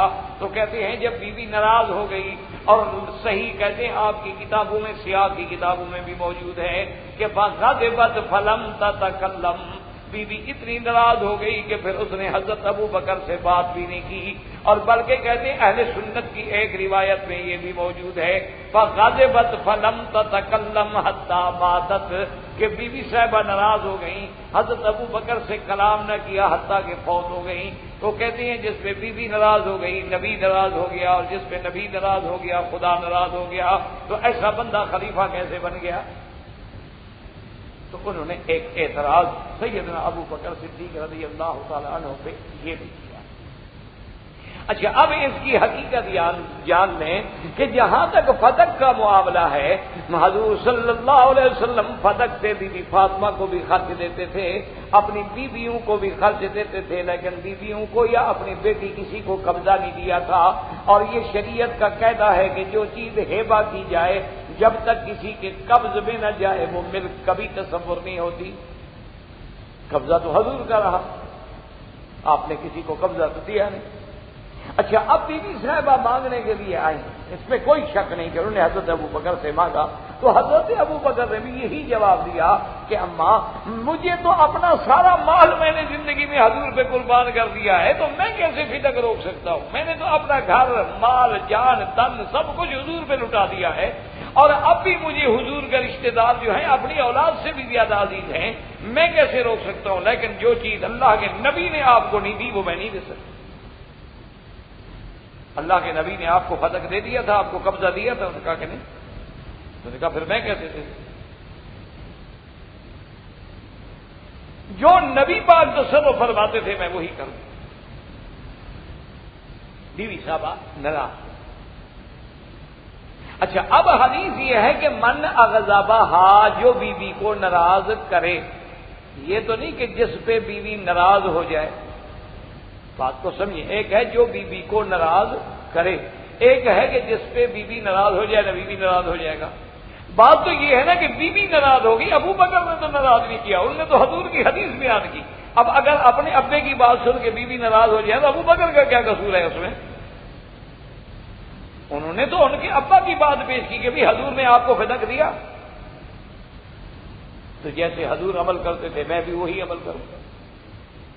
تو اس میں اعتراض کی کون سی بات باقی رہ گئی؟ ایک دوسری بات یہ ہے کہ یہی جو جائیداد ہے، حضرت ابو بکر خلیفہ رہے، حضرت عمر رہے، حضرت عثمان رہے، اس کے بعد حضرت علی بھی آئے کہ نہیں آئے؟ پھر حضرت حسن آئے کہ نہیں آئے؟ اچھا ان کے بعد بھی یہ سارا معاملہ جو ہے یہ سارا ان کے تصرف میں رہا، لیکن انہوں نے بھی تو نہیں دیا۔ تو اگر حضرت علی نے نہیں دیا اور ان کی خلافت کو کوئی نقصان نہیں پہنچتا، تو حضرت ابو بکر صدیق کی خلافت کو کیوں نقصان پہنچ گیا؟ اگر حضور کا میراث ابو بکر نے تقسیم نہیں کیا تو حضرت علی نے کہاں تقسیم کیا؟ اگر حضرت ابو بکر نعوذ باللہ بی بی فاطمہ کا حصہ کھا گئے تو حضرت علی حضور کی بیویوں کا حصہ کھا گئے، تو سیدھی بات کیوں نہیں کرتے ہو گئے؟ نبی کا میراث ہوتا ہی نہیں، اور جہاں تک فتح کا معاملہ ہے وہ اسی طرح تھا کہ حضور جو آمدنی آتی تھی اب بنی ہاشم کے خاندان پہ خرچ کرتے تھے، اور اسی پر صحابہ نے عمل کیا، اسی پہ ابو بکر نے عمل کیا، اسی پہ عمر نے عمل کیا، اسی پہ عثمان نے عمل کیا، اسی پہ علی نے عمل کیا رضوان اللہ علیہ اجمعین۔ پھر بعد میں کچھ خلفاء ایسے آئے، بعد یہ آنے بنو عباس میں اور بنو امیہ میں، لیکن پھر جب حضرت عمر بن عبدالعزیز کا دور آیا تو حضرت عمر بن عبدالعزیز نے کہا کہ میں بھی اس میں وہی کروں گا جو محمد رسول اللہ صلی اللہ علیہ وسلم، یہ کسی کا مال نہیں، کسی کا ملک نہیں۔ اب اسی میں ایک اعتراض اور بھی کرتے ہیں، وہ کہتے ہیں جی کہ اگر حضور کا میراث نہیں تھا تو ازواج مطہرات کو حجرے کیسے مل گئے؟ ایک اعتراض اور بھی ہے سیدنا ابو بکر کے ذمہ کہ جی اگر حضور صلی اللہ علیہ وسلم کا مال میراث نہیں ہے تو جو حضور پاک کی بیویاں ہیں اور وہ بیویاں جن حجروں میں تھیں، جو گھر تھے بیویوں کے، تو وہ حضور کے بیویاں وہ کیسے وارث بن گئے؟ کیونکہ جہاں حضور پاک کی مزار مبارک ہے یہ بی بی عائشہ کا حجرہ ہے، ساتھ بی بی فاطمہ الزہرا کا گھر ہے۔ اچھا اسی طرح اب آپ اس طرف آ جائیں کعبے کی طرف، یعنی جس طرف صف اول اب ہوتی ہے، جہاں کھڑے ہو کے آپ صلاۃ والسلام پڑھتے ہیں، یہاں سب بیویوں کے کمرے تھے، جہاں اب جا کے امام کھڑے ہوتے ہیں محراب تک، یہ سب بیویوں کے کمرے ہیں، حضور کی 9 بیویاں ہیں، تو سب کے گھر ایسے تھے۔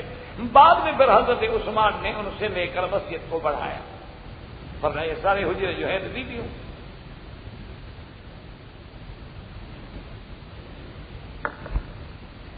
یہ جو مسجد تھی اس کو بڑھانے کے لیے پھر حضرت عثمان رضی اللہ تعالیٰ عنہ نے بیویوں سے کہا کہ اس کے بدلے میں آپ جگہ لینا چاہیں تو لے لیں، پیسے لینا چاہیں تو لے لیں، لیکن اب مسجد چھوٹی ہو گئی ہے اور توسیع کی ضرورت ہے، تو بیویوں نے ہجرت دے دی تو پھر مسجد بڑھا دی گئی، ورنہ یہ سارے گھر جو ہیں بالکل ایک دوسرے سے ملے ہوئے۔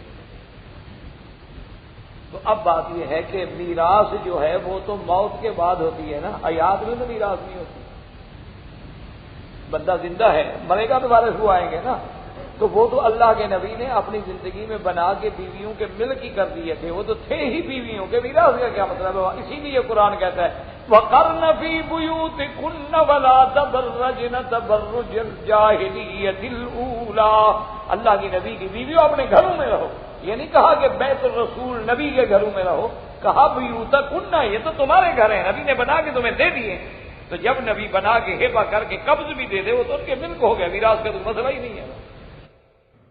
احباب کرام، اس کے بعد اب آپ اس مبارک سلسلے کی CD نمبر 13 سماعت فرمائیں۔